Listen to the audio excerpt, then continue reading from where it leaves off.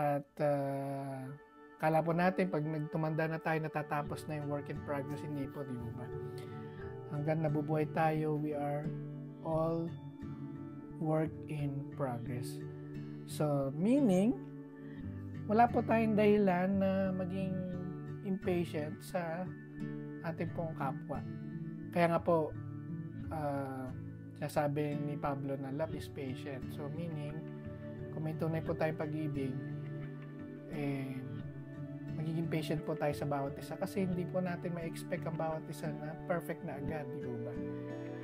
So, pag naisip daw po natin ito, sinaisip po natin ito, sinapuso, yung every one of us is still a work in progress.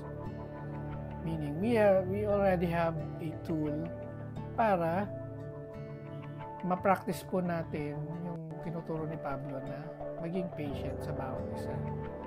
So again, the question is, paano po daw natin malalaman na isang tao ay nasa workshop ng Diyos o workshop of God? Madali lang po. Sabi po ay, tingnan lang po kung may pulso yung tao na yon.